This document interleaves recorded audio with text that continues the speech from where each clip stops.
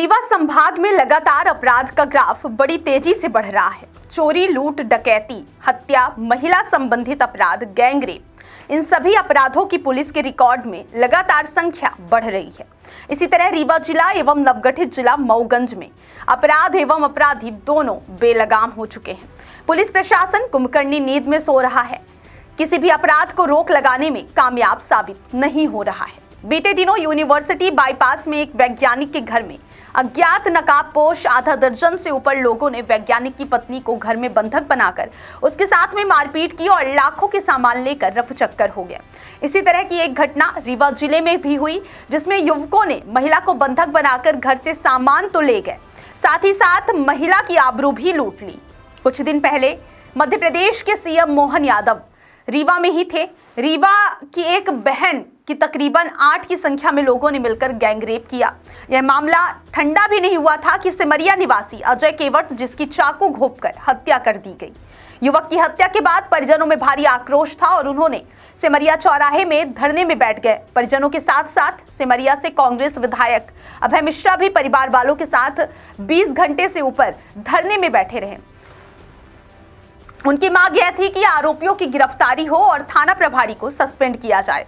यह तो थी रीवा की कहानी, लेकिन अब हम बात करते हैं नवगठित जिला मऊगंज की, जिसे रीवा जिले से अलग तो करके नया जिला बना दिया गया है, लेकिन वह अपराध में और अपराधियों की बढ़ोतरी में रीवा जिले से कम नहीं है।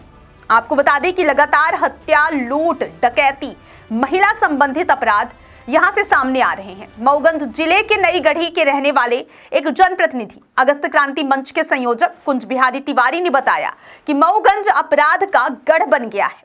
खुलेआम शराब की पैकारी हो रही है, कोई रोक नहीं लग रही है। पुलिस के पास पैसा पहुंच रहा है तो कौन इस प्रकार की कार्रवाई करेगा। आपको बता दें कि मऊगंज थाने में अभी कुछ दिन पहले भाजपा के उपाध्यक्ष का टीआई ने थाने में कॉलर पकड़ लिया था, जिसको लेकर मऊगंज के कई अधिवक्ता और भाजपा नेता रात में ही सभी एकत्रित होकर घेराव कर दिए और मऊगंज जिले की पुलिस अधीक्षक ने तत्काल थाना प्रभारी को लाइन अटैच कर दिया।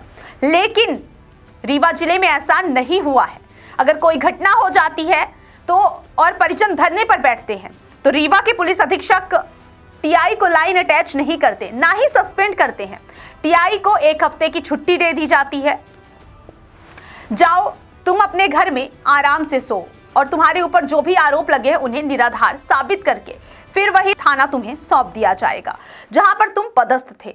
फिलहाल यह था पुलिस विभाग का कारनामा। अब बात करते हैं भारतीय जनता पार्टी की, जो लगातार बढ़ते अपराध को लेकर काफी बड़े दावे करती आई है। वहीं लाडली बहना को लेकर कई सारे दावे होते हैं, लेकिन अगर वही किसी लाडली बहना के साथ गैंगरेप हो जाता है तो कोई भी भारतीय जनता पार्टी का कार्यकर्ता सामने नहीं आता। आपको बता दें कि कुछ ही दिन पहले भैरव बाबा मंदिर के पास नव विवाहित पति पत्नी पिकनिक मनाने गए थे, जहां पर नशे में धुत तकरीबन 8 की संख्या में आए लोगों ने गैंगरेप की वारदात को अंजाम दिया था। उस दौरान मध्य प्रदेश के मुख्यमंत्री मोहन यादव रीवा में मौजूद थे। पुलिस के द्वारा मामला दबा दिया गया था। सीएम के जाने के बाद जब यह मामला उठा तो काफी विरोध प्रदर्शन हुआ। कांग्रेस पार्टी विपक्ष में है तो जो उनका काम था उन्होंने वह किया, धरना दिया, रीवा बंद करवाया। लेकिन बड़ी बात यह है कि मऊगंज जिले में एक उपाध्यक्ष का टीआई ने कॉलर पकड़ लिया तो भारतीय जनता पार्टी के कार्यकर्ता एवं जिला अध्यक्ष तत्काल एक्टिव हुए और अपने सहयोगी के साथ हुई अभद्रता का उन्होंने बदला ले लिया। लेकिन रीवा जिले में एक बहन के लिए कोई भी भाजपा कार्यकर्ता, यहां तक कि रीवा जिले में 8 विधानसभाएं हैं जिसमें 7 विधायक भारतीय जनता पार्टी के हैं। जिला अध्यक्ष रीवा के भारतीय जनता पार्टी के सांसद हैं। रीवा में डिप्टी सीएम जिनका यही निवास है, लेकिन किसी ने भी सामने आकर महिला के लिए एक मोमबत्ती तक नहीं जलाई। अब देखना यह है कि रीवा जिले में लगातार इस तरह से अपराध बढ़ते रहेंगे या फिर पुलिस और प्रशासन के द्वारा इन अपराधों पर लगाम लगाया जाएगा। यह तो आने वाला वक्त ही बता पाएगा। सिमरिया में एक युवक केवट की हत्या हुई। विधायक 20 घंटे में से ऊपर और परिवार वाले धरने पर बैठे रह गए। टीआई को हटाने की बात चल रही थी, लेकिन सिर्फ छुट्टी में भेजा गया। अभी बीते दिन 2 दिन पहले मऊगंज में भाजपा के उपाध्यक्ष का टीआई साहब ने कॉलर पकड़ लिया था, जिनको तुरंत लाइन हाजिर कर दिया। क्या मानते हैं किस प्रकार की ये सारी चीज़ें? ये बहुत बड़ा विषय है और आपने बड़ी बात उठाई है। कोई भी अधिकारी अगर उसी के खिलाफ आरोप लगता है और वही विवेचक रहेगा तो कैसे अपने ही खिलाफ जांच करेगा। तो मापदंड एक होना चाहिए, जो मापदंड मऊगंज में अपनाया गया है वही सिमरिया में भी अपनाना चाहिए। कानून और संवैधानिक जो चीज़ें हैं वो सिमरिया के लिए अलग और मऊगंज के लिए अलग नहीं है। तो अगर मऊगंज में सस्पेंड किया गया ठीक है, अगर आरोप लगे हैं कि कॉलर पकड़ा है तो अपने खिलाफ तो जांच नहीं करेगा।